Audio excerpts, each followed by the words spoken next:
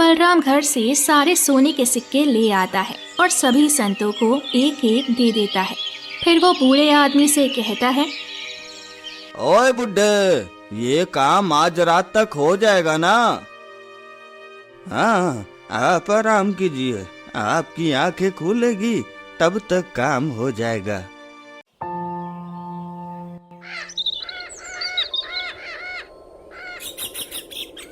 टुनटुन गांव में बलराम नाम का एक किसान रहता था। वो अपनी किस्मत और अपनी कमाई से बहुत ही परेशान रहता था। ज्यादातर समय वो सिर्फ भगवान से शिकायतें करता रहता था। हे भगवान, ये क्या किया आपने? मेरे किसान दोस्त भाई अपने खेत में मुझसे ज्यादा कमाते हैं और मैं आज भी बस घर चलाने लायक ही कमाता हूँ। बड़ा घर, गाड़ी कब और कैसे लूंगा? भगवान को क्यों कोस रहे हो जी? भगवान जिसको जो देते हैं उसकी मेहनत और जरूरत के हिसाब से देते हैं, और फिर हमारी जरूरत के हिसाब से हमारे पास तो सब कुछ है। अब ये सब छोड़ो, चलो मुझे मंदिर छोड़ दो। भगवान ने मुझे दिया ही क्या है जो मैं मंदिर जाऊं? मैं अपने खेत जा रहा हूँ। अगर भगवान आपको धन दे दे तो आप क्या करोगे? उसी दिन से भगवान की सेवा में लग जाऊंगा। इतना कहकर बलराम जंगल के रास्ते से अपने खेत जा रहा था।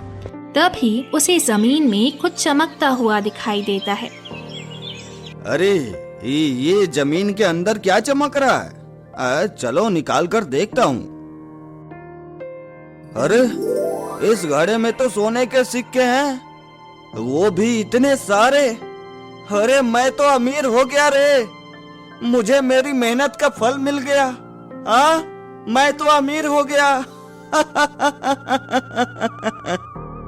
बलराम खुश होते हुए अपने घर जाता है और राधा को सारी बातें बताता है। मैंने कहा था ना आपसे, भगवान सबकी सुनता है। आज उसने आपकी भी सुन ली। अब आप इस धन का क्या करोगे, बताओ? पहले तो मैं गाड़ी खरीदूंगा, फिर पक्का मकान बनवाऊंगा, नौकर चाकर सब रहेंगे। सुनिए जी, आपको जो करना है कीजिए, लेकिन पहले भगवान के नाम से इसमें से एक सोने का सिक्का मंदिर में चढ़ा दीजिए। है, तू पागल हो गई है? इतनी कीमती सिक्का भगवान को दूं? वो मेरी मेहनत से मिला है। मैंने ये घड़ा देखा, भगवान ने थोड़ी दिखाया। चल चल ठीक है, मैं जा रहा हूँ अपने खेत को जमींदार को बेचने। बलराम इतना कहकर अपने खेत की ओर निकल जाता है। तभी उसे गांव का हरिया मिलता है। अरे बलराम, तू तो अचानक धनी बन गया। भगवान की मेहरबानी है सब। अच्छा, इतने दिन जब मैं गरीब था तब कहाँ था भगवान? आज मैंने अपनी अकल से धन बना लिया तो सारी वाहवाही भगवान को मिल रही है। बलराम भाई, गुस्सा क्यों करते हो? मैंने तो वही कहा जो सच है। बाकी तुम्हारी मर्जी। अच्छा ठीक है, मैं चलता हूँ, मुझे कुछ काम है। इतना कहकर बलराम फिर उसी जंगल में जाता है और उसे एक और सोने के सिक्कों से भरा घड़ा मिल जाता है। इस बार वो और खुश हो जाता है और घर जाकर राधा को बताता है। देखिए जी, अब तो भगवान ने इतना सारा धन दे दिया। अब तो भगवान के नाम से प्रसाद चढ़ा ही दो। अरे नहीं, वो मैंने कमाया है, भगवान का इसमें कोई हाथ नहीं है। अगर ऐसे ही बोलते रहे ना तो भगवान आपसे ये सब कुछ छीन लेंगे, देख लेना। अरे पगली, मैं अब कभी गरीब नहीं बनूंगा। और तुम देखना, आज मैं एक नहीं, दो नहीं, पूरी बैलगाड़ी भरकर सोने के सिक्के लाऊंगा।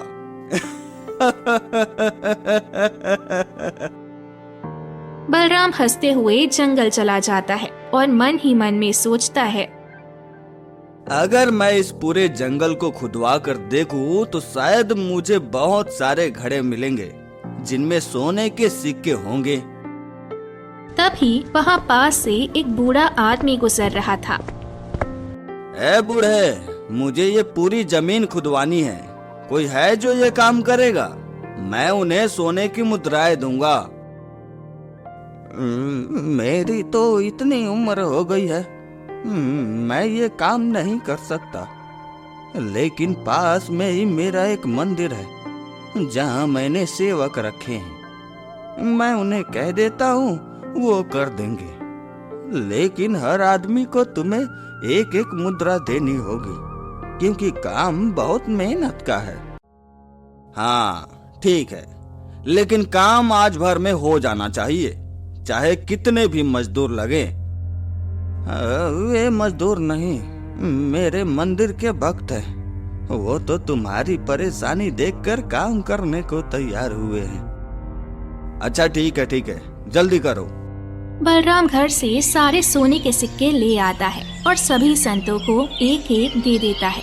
फिर वो बूढ़े आदमी से कहता है, ओए बुड्ढे, ये काम आज रात तक हो जाएगा ना?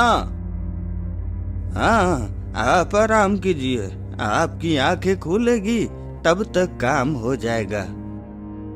बलराम कुछ पल के लिए पेड़ के नीचे अपनी आंखें बंद करके आराम करता है। थोड़ी ही देर में बूढ़ा आदमी उसे जगाता है। बेटा, काम हो गया। अरे, अभी तो मैंने आंखें ठीक से बंद भी नहीं की थी, इतने जल्दी कैसे हो गया? बस हो गया।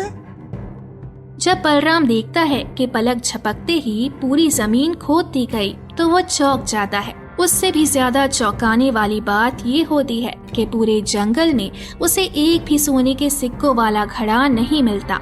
वो रोता बिलखता बूढ़े आदमी से कहता है, बाबा, इस जमीन में तो कुछ भी नहीं निकला और मेरे सारे सोने के सिक्के भी चले गए। मेरे सिक्के वापस कीजिए। बेटा, वादे के मुताबिक हमने अपना काम कर दिया। अब वो सिक्के संतों के पास है। उन्होंने वे सिक्के पास के मंदिर में चढ़ा दिए ताकि ठाकुर जी का एक और अच्छा मंदिर बन सके। भगवान तुम्हें सदा सुखी रहे बेटा। इतना कहकर सारे संत और वो बूढ़ा आदमी एक क्षण में वहाँ से गायब हो जाते हैं। बलराम समझ जाता है कि ये भगवान की ही लाठी थी, जिसकी आवाज तो नहीं हुई लेकिन मार बहुत जोर की थी। भगवान, आज के बाद मैं कभी लालच की आखिरी सीढ़ी पार नहीं करूंगा। मुझे माफ कर दो भगवान। अचानक वो जंगल हरा भरा हो जाता है और एक सोने का सिक्का बलराम के पैरों के पास पड़ा मिलता है। तभी आसमान से आवाज आती है, वत्स, मैंने तुम्हारी मेहनत का फल एक बार फिर तुम्हें दे दिया। अब इस एक सोने के सिक्के से तुम क्या करते हो ये तुम जानो। लेकिन ये सिक्का आने वाले दिनों में बहुत से सिक्कों में बदल सकता है, परंतु तुम इसका कैसे उपयोग करते हो सब उसी पर निर्भर करता है।